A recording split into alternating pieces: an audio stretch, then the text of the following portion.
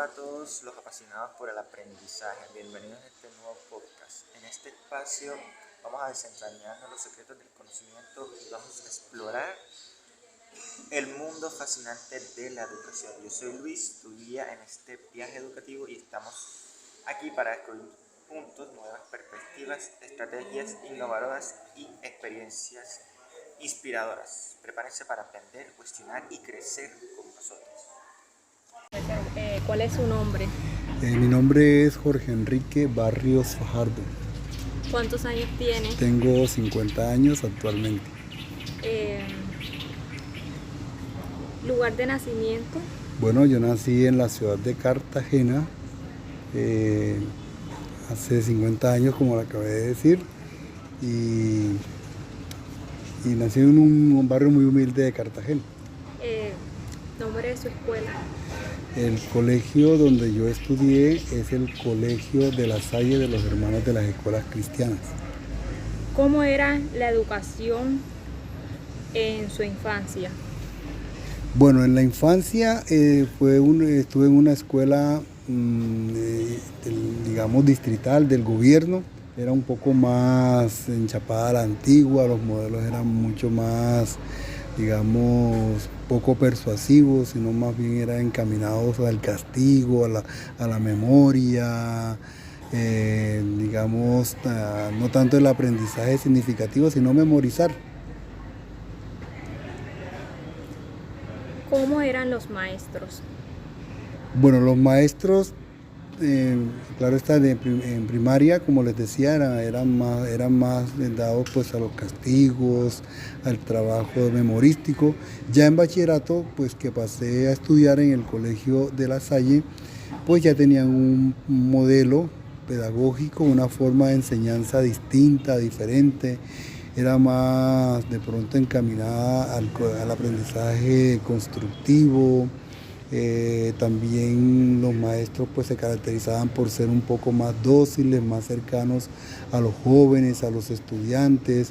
Era un aprendizaje que a pesar de ser exigente, era muy humano, era centrado en la persona, en que el estudiante aprendiera no tanto que memorizara, sino que pudiera ser una persona que le sirviera a la sociedad. ¿Y cómo eran los estudiantes? Bueno, los estudiantes bueno, en ese tiempo éramos más dedicados a la parte, digamos, de nuestros estudios, por el mismo estilo de los papás también que nos tenían pues bien formados en valores, en la responsabilidad y en el compromiso. Pues así, de esa misma manera éramos en el colegio, ¿no? Éramos muy entregados y consagrados a nuestros estudios, a nuestras tareas, al trabajo en grupo, el trabajo en equipo, investigación en las bibliotecas, no en digamos, en métodos de internet o estas herramientas, sino más que todo a través de los libros, las bibliotecas, digamos, físicas. Profesor, ¿y cómo trataban en la escuela a los estudiantes que no se amoldeaban a las clases, ya sea por ser diferentes o tenían ritmos de aprendizaje distintos? ¿Cómo eran los castigos? Bueno, como en ese tiempo, a pesar de que la educación era muy humana, pues los estudiantes que no se amoldaban digamos, al sistema, digamos, académico y disciplinario, pues les hacían firmar compromisos, les hacían de pronto algunos métodos disciplinarios, digamos, fuertes. Por ejemplo, algunos estudiantes tenían que quedarse después en contrajornada a realizar trabajo social, por ejemplo, de aseo al colegio y esas cosas, ¿no? Entonces, por lo general, los estudiantes como que no se amoldaban al sistema disciplinario. Se le aplicaban una serie de correctivos que estaban de pronto contemplados en el reglamento disciplinario. No era manual de convivencia, sino reglamento disciplinario, y las normas eran muy claras y muy estrictas. Por ejemplo, en la forma de vestir, de portar el uniforme, el corte de cabello, y el trato hacia los maestros y hacia las demás personas y entre nosotros mismos en cuanto a la entrada y salida del colegio, todo eso estaba bien estipulado y era reglamentario y disciplinario en aquella época. Bueno, describa aquellas características de su escuela y de aquella formación. Bueno, yo creo que era una escuela, digamos, primero que todo, una escuela humana, una escuela que formaba, una escuela que enseñaba, una escuela que preparaban a los estudiantes para la vida, una escuela que se centraba en la persona y en el aprendizaje significativo de sus estudiantes. Ok, muchas gracias. Con mucho gusto, jóvenes. Espero que esta corta entrevista les sea productivo para su trabajo de investigación. Y ahora nos vamos a pasar al otro entrevistado que nos va a contar sobre su educación, cómo era esa educación que él tenía antes, cómo eran esos estudiantes, esos profesores, cuáles eran esas características en la escuela donde él estudió. Buenos días, hoy nos encontramos con el profesor Juan Rogelio Franco Hernández.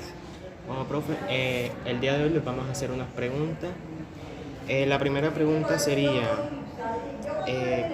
¿cómo era la educación en su infancia?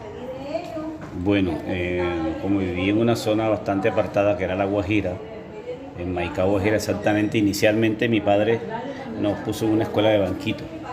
Las escuelas de banquito eran personas pues, que les gustaba la educación y ahí nos enseñaban todo. Cuando él consideró que yo debía ingresar a primaria, porque no se utilizaba ni preescolar ni nada de esas cosas, entré enseguida inmediatamente a segundo de primaria porque sabía sumar, restar, todo eso.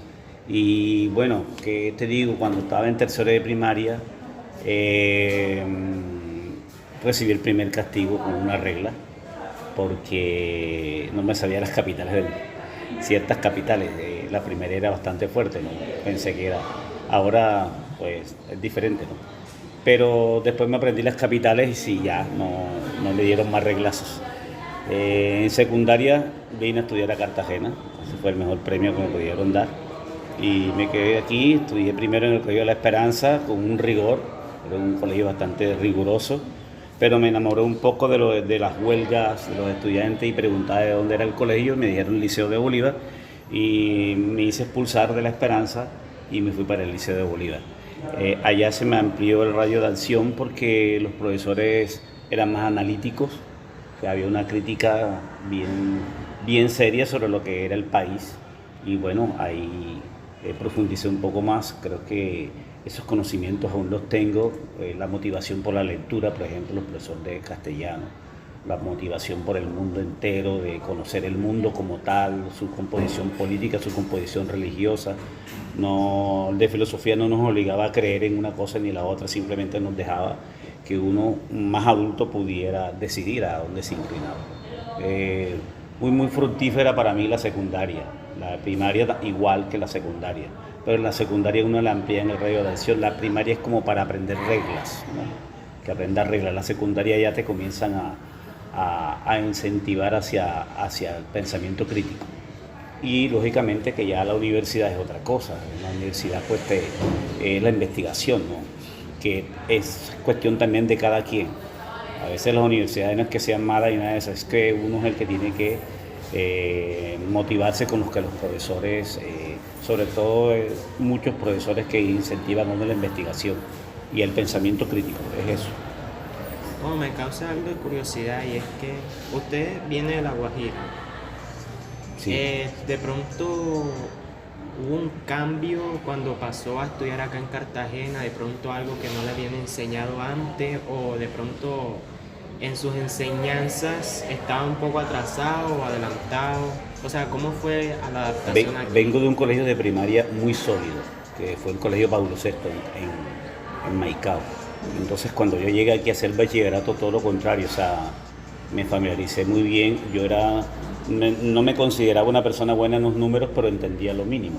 O sea, entendía todo, o sea, nunca me gustaron los números, pero entendía todo perfectamente. Mi fuerte en secundaria fue la literatura y las ciencias sociales, a pesar de que en primaria tuve dificultades.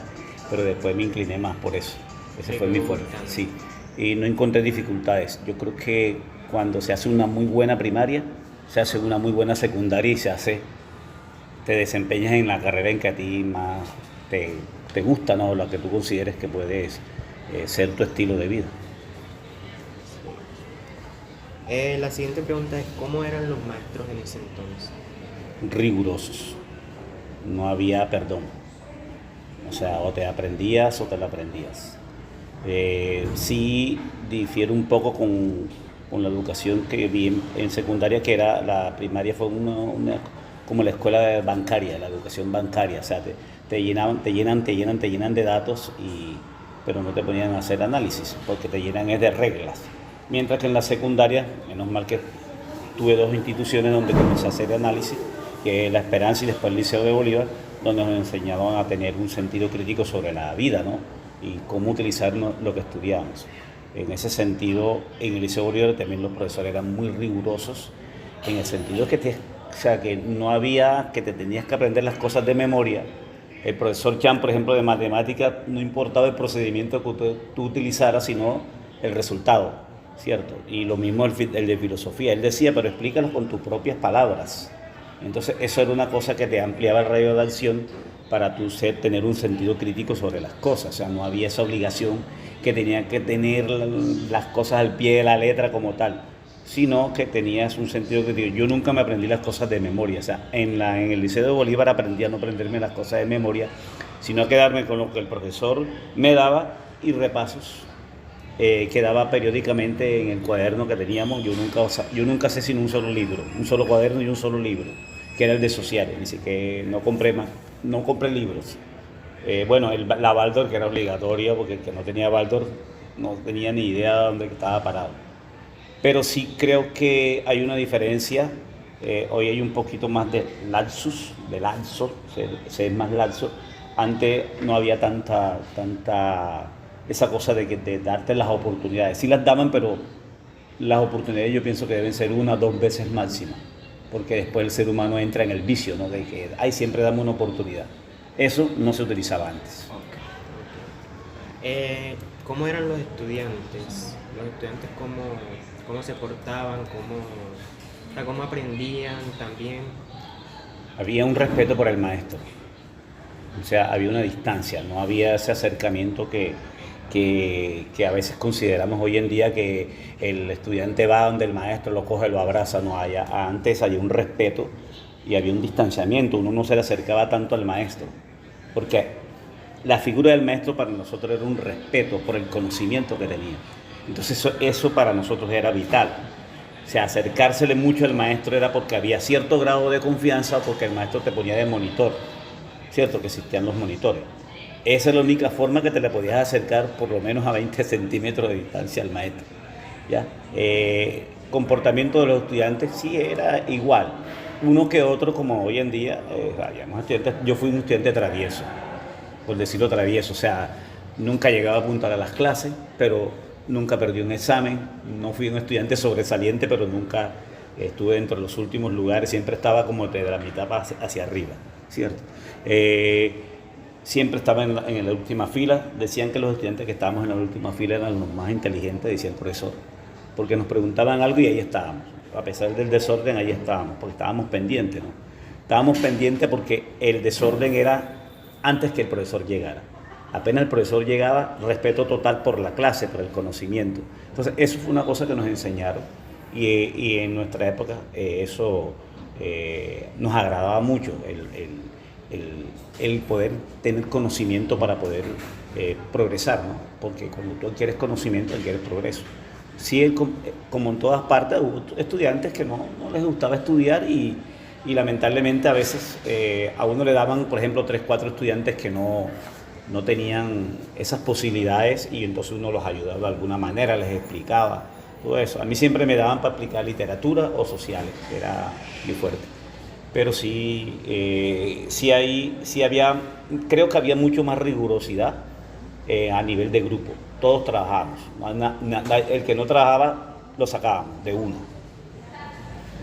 Bueno, para finalizar, una última pregunta, y es ¿cómo ¿Cómo trataban en la escuela aquellos estudiantes que no se llegaban como a moldar a la metodología del profesor? Esos estudiantes que no llegan como a adaptarse a la forma de enseñanza del profesor. ¿Cómo los trataban? Yo siempre consideré que había una diferencia entre donde yo estudié, que era la Colegio La Esperanza, y el Liceo de Bolívar en secundaria. Para mí el Liceo de Bolívar era más escuela abierta. Tú llegabas tarde, pero el profesor no te decía nada. Tú tienes que responder el día del examen. ¿Ya?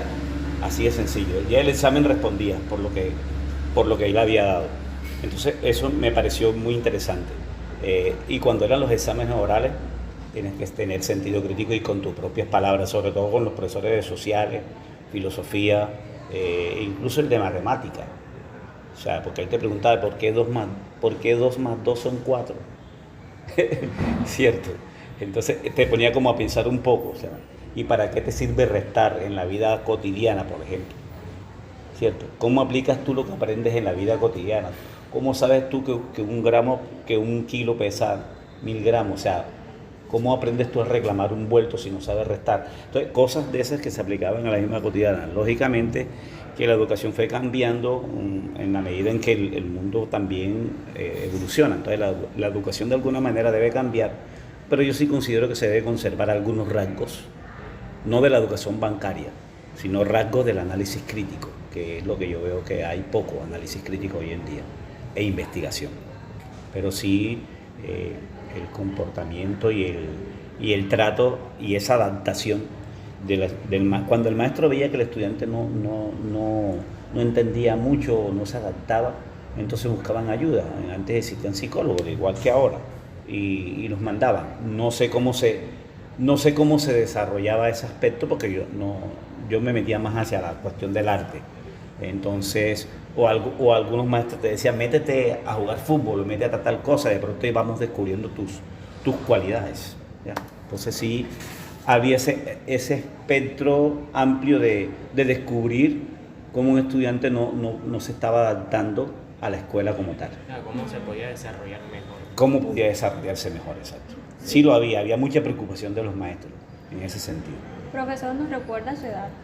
65 años. ¿Tu lugar de nacimiento? Nací entre Mates y Malagana. Mi madre nos parió, soy 7 vecinos, nos parió a mí, el otro se murió, no sé por qué. Porque mi papá era militar y a él lo mandaban para todas partes, por eso fuimos a parar allá a La Guajira. ¿Y los nombres de las instituciones donde ejerció su... Yo estudié la primaria en el Colegio Paulo VI de Maicao, después me mandaron a estudiar en el Colegio de La Esperanza, aquí en Cartagena, me salí, bueno, me hice echar, y terminé hasta 10º grado estudié hasta 10º grado en el Liceo de Bolívar, y después me fui para Bogotá, ahí pues loco, y terminé en una institución que se llamaba Instituto Cooperativo en unión con el Instituto Pedagógico de Bogotá, y terminé el bachillerato. ¿Ya? Muchas gracias. Muchas gracias, profe. Muchísimas gracias por Bueno, su chicos, que estén bien. Aquí vamos a hacer una comparación en lo que hemos escuchado del podcast y el entrevistado. Bueno, los lugares donde se impartían esos saberes eran principalmente instituciones eclesiásticas, monasterios y catedrales, y las aulas eran simples estudiantes sentados en bancos, mientras que los cleros impartían aquellas lecciones orales que se basaban bastante en la interpretación de libros sagrados. Bueno, aquí quiero resaltar un poquito de que en esa actualidad pues se impartían esos saberes en escuelas, y la formación que va dirigida a las personas que lo deseen. Bueno, algo que también me interesó muchísimo en la parte del entrevistador fue que él decía de que la educación básicamente pues se centraba en la iglesia, y también se dictaban esas clases como lo que eran la filosofía, la teología, y también con una fuerte énfasis de la fe cristiana. y se caracterizaba también en lo que era la enseñanza oral de los estudiantes, en el cual tenían que aprender a escuchar, a memorizar y repetir. Entonces esos estudiantes pues tenían que memorizar esos textos, tanto religiosos como filosóficos o otro tipo de conocimiento considerado importante. Entonces, pues yo aquí recalco de que se puede conocer de que la edad contemporánea con la educación va dirigida a todas las personas que lo deseen y que no es algo limitado como en la Edad Media. Y su metodología de aprendizaje es un poco parecida a la Edad Media, ya que el profesor dicta una clase y el estudiante pues memoriza y repite. Bueno, ahora vamos a contrastar, a plantear rasgos o semejanzas de la educación en estas dos épocas, la Edad Media y la Edad Contemporánea. Bueno, en la Edad Media los profesores eran cleros que impartían conocimiento y se caracterizaban por tener valores ligados a la fe y a la religión. En la actualidad, en la Edad Contemporánea, los maestros son personas que se formaron en esa profesión e imparten la materia en que se prepararon. También se caracterizan por ser más dóciles y más cercanos a los estudiantes y buscan que el aprendizaje sea de una buena manera. En la Edad Media, los estudiantes eran jóvenes de familias de nobles y eclesiásticos y buscaban una educación en colegios religiosos o académicos. En la actualidad, los estudiantes son personas de cualquier familia, de estratos bajos o también de estratos altos. Bueno, podemos en este caso comparar lo que se dijo en la entrevista, en lo que se dijo en el podcast acerca de la educación que nos comentó en este caso el entrevistado, que era una educación que esta era muy rigurosa y fructífera. En este caso, nos podemos contrastar ese tipo de educación con la edad Media en la antigua Grecia, porque en esta se destacaba la importancia de una educación completa que ésta incluyera aspectos físicos, intelectuales y morales. Durante esta Edad Media, durante la Edad Media, pues las instituciones, en este caso educativas, especialmente monásticas, abogaban por la rigurosidad en los estudios.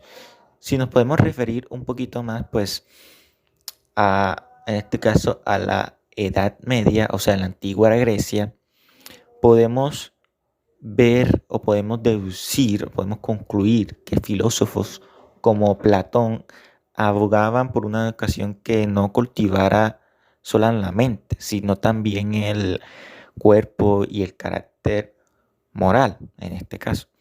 También podemos decir que esta respuesta que nos dio nuestro entrevistado en el podcast también se puede, en este caso, contrastar con el Renacimiento y la Ilustración. ¿Cómo así? Ya que el Renacimiento y la Ilustración promovieron la educación como medio para el desarrollo individual y social, fomentando así un enfoque riguroso en la adquisición de conocimiento, en este caso. Contrastando un poco lo que es la educación en la Edad Media con lo que fue la educación en el siglo XX, pues en la Edad Media la que lideraba la educación, la educación estaba más que nada influenciada fuertemente por la iglesia, por lo que las escuelas monásticas y catedralicias eran comunes y se enseñaban materias como gramática, retórica, lógica, aritmética, geometría, música y astronomía. La educación pues estaba dirigida por los clérigos y pues por la iglesia más que nada. Los profesores pues eran clérigos y pues enseñaban en las escuelas monásticas lo que son materias como la gramática, la retórica o la teología. En cuanto a la educación en el siglo XX, pues nuestro profesor pues nos comentó y nos habló de cómo era más o menos su educación. Por lo general, la enseñanza era más tradicional, en la que se le veía al profesor como una fuente principal de conocimiento, además de que el respeto hacia él, además de que se le veía también como una autoridad, por lo que los estudiantes solían rendir respeto, ya que lo veían como alguien superior a ellos. Por ende, siempre había un cierto respeto. También pues la educación era rigurosa y bueno, también se llegaban a aplicar castigos, como lo eran los reglazos en la mano, entre otros. Ese sería como mi contraste entre la educación media y la educación en la Edad Media y la educación en el siglo XX. Bueno, ya con esto podemos dar por finalizado nuestro podcast. Agradezco a los participantes, a nuestros invitados por habernos regalado ese buen minutos de su tiempo para poder compartir con nosotros y esperamos volverlos a ver en otra ocasión.